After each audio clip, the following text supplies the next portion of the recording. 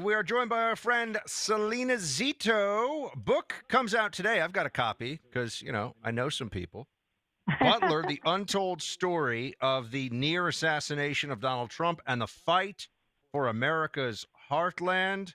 Selena, you do great reporting. You're an excellent writer.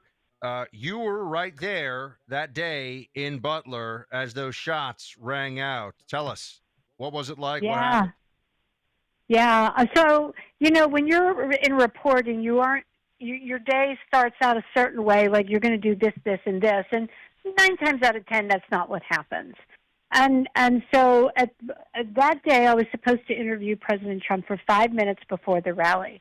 That changed about 2 hours after I'm in at Butler, and it's going to be 5 minutes after the rally. And then they say, well, you want to fly to Bedminster with the president and do the interview on the plane. I'm like, well, I never get an invite like that. I'm in. And then 5 minutes before he's supposed to go on stage, they come rushing back and say it's go time. And I just assumed that they changed their mind and I was going to do it before the rally. So I raced through it along with my daughter, who's a photojournalist. She did the cover of the book and raced through the crowd. We get to the behind the stage, and I asked the young man, I'm like, where are we doing this interview? And the president's around the bend. He comes back and he says, not doing the interview right now. You're still going to Bedminster. He just wanted to say hi to you. And so that moment of him just wanting to say hi, he asked about my grandchildren. I've interviewed President Trump dozens of times. And at that moment, I'm then now stuck because I can't get back to the press riser. And I'm supposed to leave with him to go to Bedminster along with my daughter. So they put me in the buffer area. The buffer is sort of this well that goes around the stage. And they said, just follow him out and then get over on the other side towards the end. You can just jump in the motorcade. That's why I ended up being just 4 feet away from the president when he was shot. Was right, if you can see me in a lot of the photos, just to that would have been his left. Selena, I've got the book in front of me right now, and I read the opening chapter already. It's fabulously well done, and I'm actually looking forward to reading it. And we get a lot of books, and I'm not able to read all of them. But we're coming up on the 1-year anniversary. Yeah. Do you find it as hard as I do, as I think Buck does, and as I imagine the vast majority of people out there listening do, that we still know almost nothing about this guy who got onto the roof with that gun? Not much about his background, not much about his motivation on that day, not even that much about how he came to come as close as he did to killing the president of the United States, which by the grace of God, he did not achieve. But we're in a completely different universe if that bullet is 1/4 inch closer to the president. What do you think now, having been there, having witnessed it? Does it still seem improbable that all of this happened? It does seem improbable that all of this happened. And you'll find out in the book, the president calls me the first thing the next morning. And he, President Trump, he's a little hilarious if you haven't picked up on that. The first thing he says is, hey, this is President Trump. Like, I don't know that, right? And then he goes, I want to make sure you're okay, your daughter's okay, and I'm so sorry that we didn't get to do that interview. And that's this moment with him, right? That you really understand, like this is not the person you always think he is. And we go on that day, and it's detailed in the book. We go on that day because he calls me 7 times, and he really talks about the improbability that he didn't die, and he questions about purpose and about God, not in a fanatical, religious way, but in a way that is very thoughtful. And why didn't I die? Do I have this new purpose? And I think he answers that question every day, whether you agree or not with everything that he does. He answers that question every day since he was sworn in January. But he does have purpose. This is not the presidency of a man going into his second term. This is this is not a lame duck presidency. He is approaching this as someone who was spared by God, and he says that many times to me, but also as someone that has a purpose and he is meant to fulfill it. And he's going to go head down straight into it because you never know what's going to happen to you. I think that what you just said is so important, and I think people are picking up on it now. I think even Democrats are. The biggest difference between Trump 1.0 and Trump 2.0 Yeah. is the quality of the people he surrounded himself with, yes. But also, Trump is making decisions that he thinks are generationally in the interest of the country, and he's Yeah. not concerned at all with anyone who might disagree with him. And I think that's partly because he feels spared based on what happened that day in Butler. Yes. Though, so I have an interview coming out with him this week on Friday in the Washington Post, and he talks about that in a very meaningful and profound way. And you know, part of who he surrounds himself also has to do with Butler. Like Butler changed everything. It didn't just change the American electorate. It didn't just change our coalitions and galvanize people. And people will read that detail as I continue to cover the election in a way that none of you have saw because the reporters were writing something completely different than what I was reporting in that moment. But everything changed in that moment. And I think this nugget's important because it goes to understanding Trump in a way that people don't understand. And it goes to understanding why he's going to do what he's going to do because God saved him. And that is the moment that he says, fight, fight, fight. And I asked him about it the next day, and I asked him again about it 2 weeks ago. He said, and I just wanted to revisit it with him, and he had the same exact answer because I didn't know if he would remember that or not, right? That was a pretty crazy day the next day. He said, I was not Donald Trump in that moment. I had an obligation to be someone who shows resolve and be a symbol of the country, be a symbol of grit and exceptionalism, and we will go undefeated. And that is what America has always meant to me. And I had an obligation as a former president and possibly the next president to show that. Because in a lot of ways, because I didn't want people to panic there. And they didn't, by the way.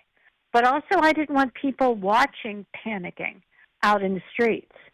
I had an obligation to be presidential, not to be Donald Trump, to represent the office in the country with resolve. Selena, honestly, wasn't that just the most amazing thing you've ever seen a president do? Amazing even for President Trump, who's done a lot of incredible stuff. Clay and I still sit there and think, I can't, it's hard to believe, even when you watch the video, even when we saw it the first time as it was happening, that a president took a bullet through the ear, was bleeding on stage, and turned to his people and raised a fist and told them to fight. Yeah. Yeah, it was that process that went through his head, that understanding that it was more, he wasn't him, he was a man there. He was a president. He was America in that moment, right? You know, that symbol of our country when you think about the American eagle, right?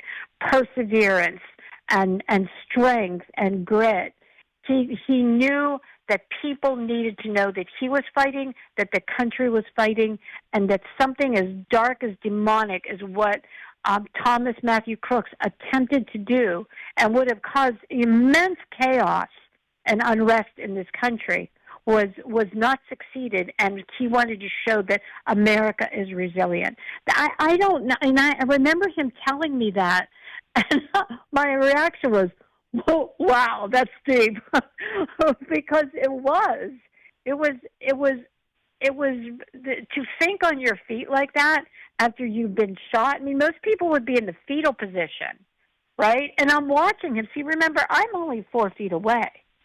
And I'm watching him, like, struggle with his Secret Service because he wants his shoes on. And, damn it, he's going to get his shoes on. He is not walking off of that stage in his stocking feet across gravel. He is going to be the United States. Were you able to go to I'm just kind of curious, when something like that happens, were you able to immediately contextualize the historic moment of what had occurred and the fact that I think for hundreds of years, people are going to be watching that video, Yeah. and it's going to become even more iconic after the passions of the moment start to fade because Democrats have whatever they think about Trump. But I think 50, 100 years from now, long after anyone who is listening to us today is not here, that moment is going to become so indelible and so iconic in American life. Did you understand that or feel that immediately? And second part, did you were you able to sleep that night? I'm just kind of curious when you have that experience, how long it takes you to come down off the adrenaline rush just based on where you were, to say nothing of him. I've still not come down from it. And I knew exactly.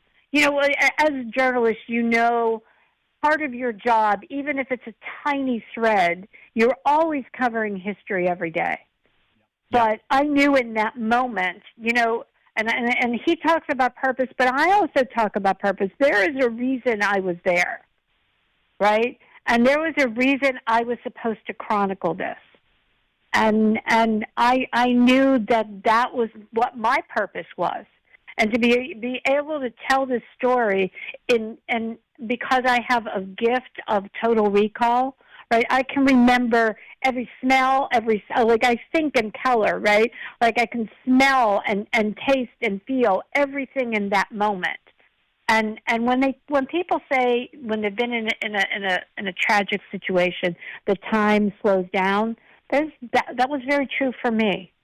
And I watched the entire thing in these very fine layers. And because I have the gift of recall, and plus I have my recorder on, and I record everything that happens. I can hear everything the president says, but I also am talking to my recorder so I don't forget anything. And I probably started the book. I didn't even think about a book. I just thought, well, I need to write this story, and I did. But people came to me and it's like, you have an obligation to write this book. And so I immediately started writing it. But as I'm writing it, I'm still continuing to cover an extraordinarily historic election that I believe, as I'm watching it, that other people aren't covering what's happening. They're covering what they wish was happening. They're covering what they hope happens. But I'm on the ground there in Pennsylvania, in the middle of somewhere, Pennsylvania, and I'm covering this and seeing this entire country change, not just in the rural areas, but in the suburbs. I'm watching these young mothers who have never put a Trump hat on, in the next weekend have them on at their kids' soccer games because, and there's interviews in the book, as I said, hey, he can take a bullet for me, I can wear a damn hat and not worry about what people say to me. Everything changed in that moment. Butler, the untold story of the near assassination of Donald Trump and the fight for America's heartland. Selena Zito's book out today. Selena's great. We really love her work. Get yourself a copy. Selena, thank you so much. Oh, thanks, you guys. Have a great day. Caught. They got you. I don't know how they got me. you. I don't know what they got you with, but they got you. They got me. By the way, let me say this. I mentioned it when we were talking with Selena Zito. I read the opening of her new book, Butler, and it's fantastic. And I do believe that sometimes in the constant flow of history, we miss the things that are going to resonate historically long after we're gone. I really feel like Butler, Pennsylvania is going to be a Gettysburg-like moment for presidents in the decades, in the years to come. And people are out there saying, oh, you're crazy. Remember, Lincoln at Gettysburg was panned overwhelmingly in the immediate aftermath of that speech.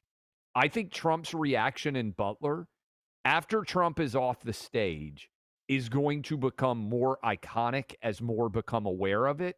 Because, and we talked about it, and I'm proud of the show we did on the Monday right after, because I think we captured that historical moment.